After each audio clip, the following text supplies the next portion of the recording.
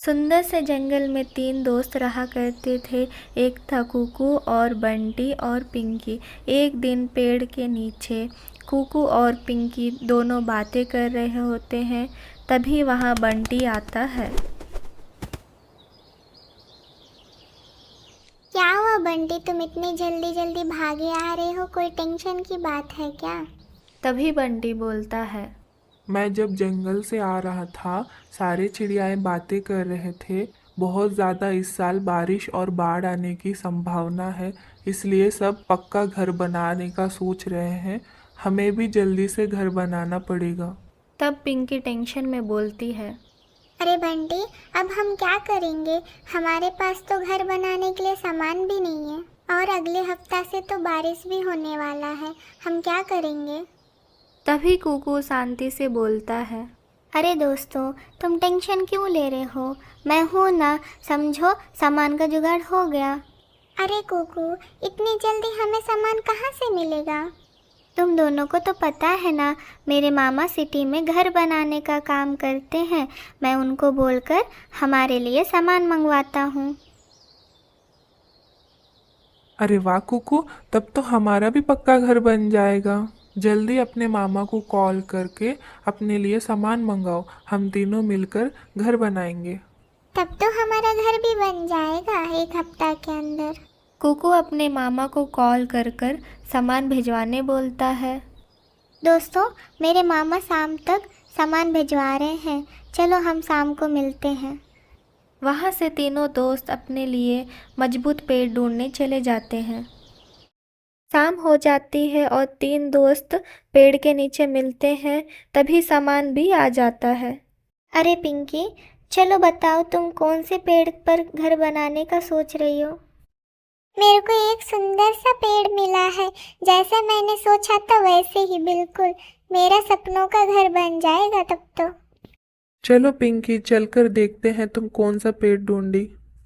वहाँ से तीनों दोस्त चले जाते हैं पेड़ को देखने के लिए। अरे वाह पिंकी, तुमने तो बहुत सुंदर पेड़ ढूंढा है अपने लिए। सच में पिंकी, ये पेड़ तो बहुत अच्छा लग रहा है। इसमें तुम्हारा घर बहुत सुंदर दिखेगा। तभी कुकू बोलता है। ठीक है, फिर कल से हम घर बनाना स्टार्ट करते हैं। वहाँ से तीनों दोस्त अपने अपने घर चले जाते हैं।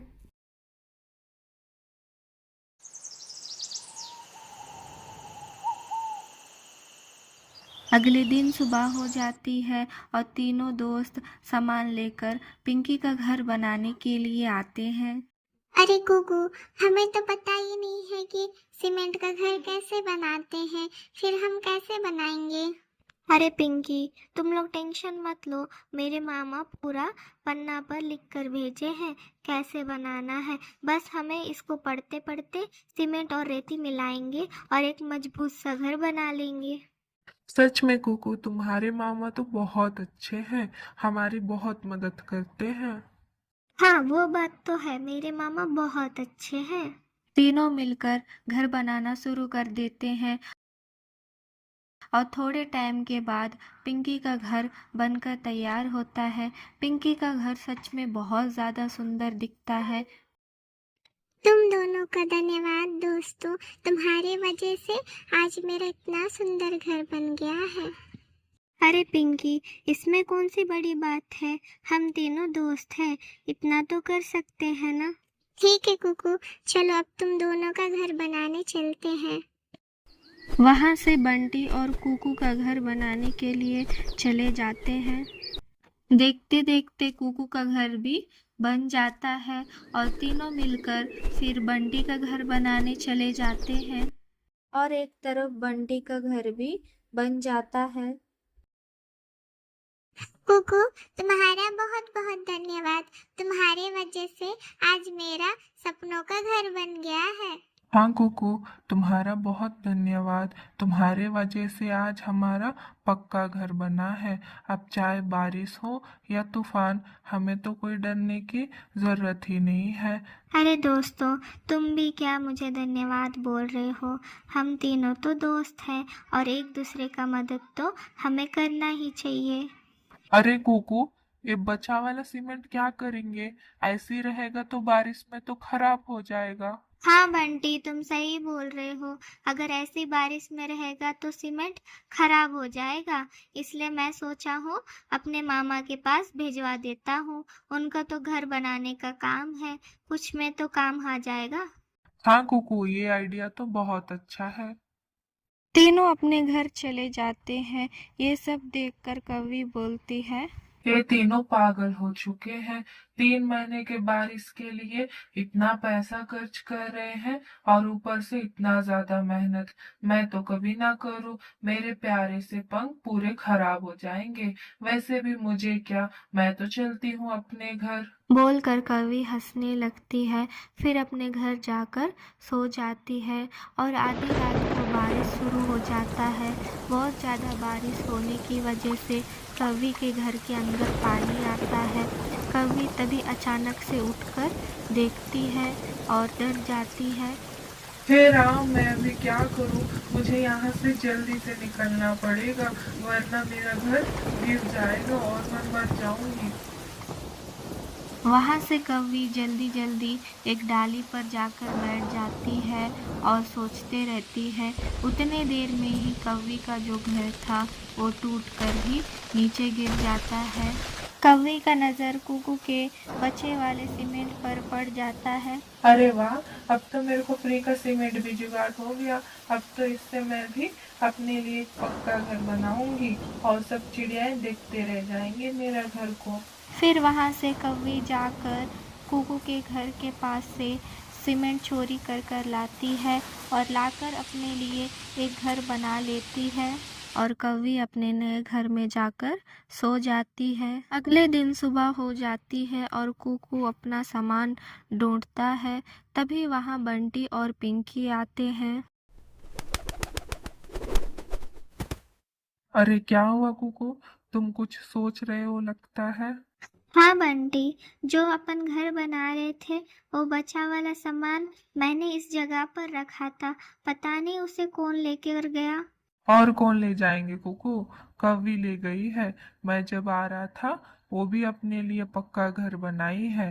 एक कवि ना कभी भी नहीं सुधरेगी। उस कवि को ऐसा नहीं करना चाहिए था। लेकिन चलो जल्दी जाकर उसको बताते हैं कि वो जो घर बनाई है वो पक्का घर नहीं है, वो कभी भी टूटकर गिर सकता है। वहां से तीनों दोस्त चले जाते हैं कवि के घर। कवि के घर के पास पहुंचकर कवि को बुलाते हैं। तभी कवि घर से बाहर आती है। कवि, तुम हमारे यहाँ से सीमेंट क्यों चोरी कर कर लाई हो? तुम्हें पता भी है क्या घर कैसे बनाते हैं?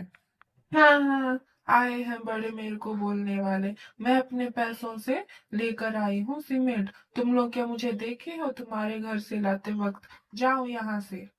अरे कवि, हम सबको पता है कि तुम सीमेंट लाई हो, लेकिन फिर भी हम तुम्हारे भले के लिए बताने आए हैं कि तुम जो घर बनाई हो वो पक्का घर नहीं है, वो कभी भी टूट सकता है। कवि अहंकार में बोलती है, तुमको बताने की जरूरत नहीं है मुझे, मैं घर कैसे बनाई हूँ। तुम सब यहाँ से चले जाओ। और मुझे अच्छे से पता है मेरा घर बहुत मजबूत है। तुम यहाँ से निकल जाओ जल्दी से। अरे कवि, हम तो तुम्हारे भलाई के लिए बताने आए हैं, आगे तुम्हारी मर्जी। तीनों मिलकर कवि को बहुत समझाते हैं, लेकिन कवि अपने अहंकार में उनकी बातें सुनती भी नहीं है और उनको चले जाने के लिए बोलती है। फिर वहां से तीनों चले जाते हैं। अरे कुकू, इस कवि को तो ऐसे समझ में ही नहीं आ रहा है। रुको, थोड़ा समय के बाद उसे ही अक्ल आ जाएगा। दोस्तों, अपन तो कवि को समझाए हैं, पर वो समझ नहीं रही है तो क्या ही कर सकते हैं। ये सब छोड़ो, चलो अपन ना नए घर बनने की खुशी में कुछ अच्छा से बनाकर खाते हैं। अरे वाह, खाना क्या बनाओगी पिंकी तुम?